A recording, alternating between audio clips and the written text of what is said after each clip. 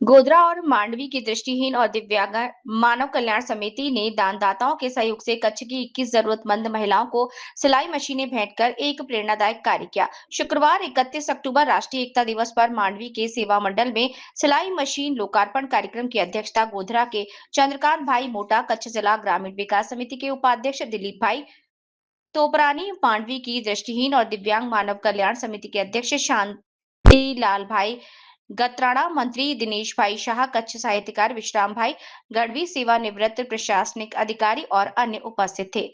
रमेश भाई भानुशाली।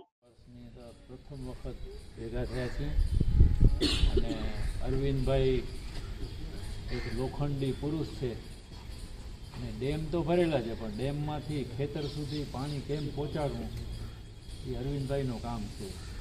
ડેમ અમેરિકાની મસ્કતમાં છે, અહીંયા માંડવીના મોડકુબા સુધી લાભાર્થીને આ વસ્તુ પહોંચાડવી એ બહુ મોટી વસ્તુ છે।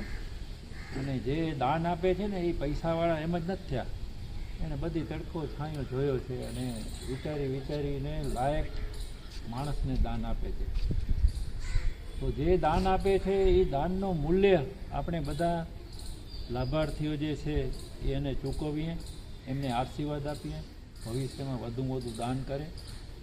હમણાં થોડો સમય થયા આપવાવાળા ખૂબ આપે છે, અરજી આવે એટલે સંચા આપી દઈએ છીએ આપણે, પણ છેલ્લે હમણાં સમાચાર એવા દુઃખદ મળ્યા છે કે જેને સંચા આપીએ છીએ એને આવડતું નથી, સિલાઈ કરતાં પણ નથી આવડતું, વેચી નાખે છે। હવે અમે એક કમિટી રચવાના છીએ, જેને સંસ્થા આપ્યા છે એના નંબર સારનામા બધું અમારી પાસે છે।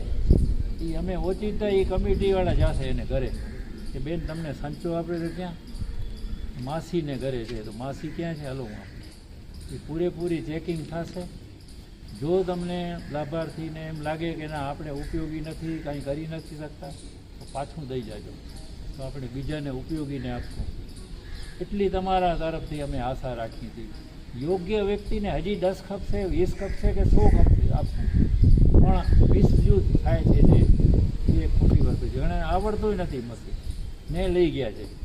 તો આ જે છે એ આત્મનિર્ભર એટલે શું છે કે તમે તમારી રોજી કમાવી શકો એના માટે છે। બીજું ગઢવી સાહેબે જે વાત કરી કે તમે પણ દાન કરી શકો છો કોઈ ગરીબ ગુરબાને પણ, અને તમને થોડું ઘણું ના આવડતું તમે શીખો। અહીંયા ટ્રેનિંગ ક્લાસ ચાલે છે શ્રીવર્ણના માંડવીમાં, આપણી આંધ્રપગ માનવ કલ્યાણ સોસાયટીની ઉપર 15 દિવસમાં તમે શીખી જાઓ।